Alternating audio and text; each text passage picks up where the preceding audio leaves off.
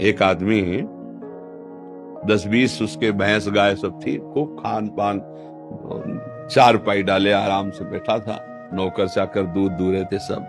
भगवान शंकर और पार्वती जी ने दृष्टांत से समझाया गया है कि कहा कि चलो हम तुम्हें भक्त के दर्शन कराते हैं। पार्वती जी से कहा, उसके दरवाजे गए और कहा भैया 100 ग्राम दूध मिलेगा?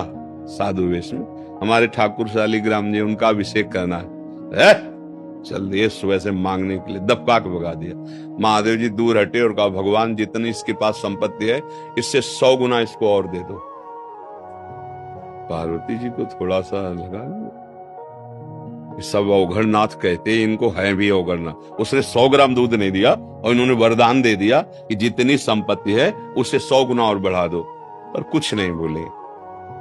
गए तो एक नगर के किनारे गंगा जी के तट पर फूस की झोपड़ी में एक भगत रहते थे, उनकी माँ थी उसी में, और एक गाय थी जो 100-200 ग्राम ही दूध देती होगी।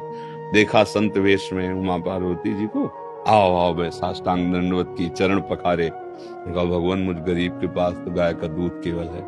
भगवान शिव ने कहा ला पिया।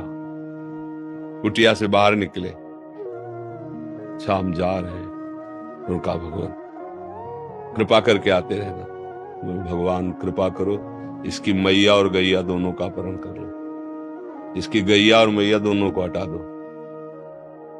पार्वती जी जब आगे गए तो बोली देखो हम वहां तक तो बर्दाश्त हो गया, जिसने सादर तुम्हें प्रणाम किया, बातचीत करने के लिए मैया थी, जीवन यापन के लिए गैया थी, उसने तुम्हें दूध पिलाया, तुम कहो उसको भी मार दिया। और जिसने एक बूंद दूध नहीं दिया कहा 100 गुना संपत्ति और हो जाए। तो हमारी बातें समझ में नहीं आई कि आपका स्वभाव क्या है। बोले तुम समझ नहीं पा रहे हो, वो इतनी संपत्ति में मुझ महादेव को साधु रूप में अपमानित कर रहा है। जब 100 गुना और बढ़ेगी ना तो उसका प्रमाद इतना बढ़ेगा कि घोर नरक जाएगा। और इसकी थोड़ी मति गति समय मैया और गैया में जाता था, अब ये दोनों से अलग होगा, अखंड चिंतन करेगा और परम धाम का अधिकारी बनेगा।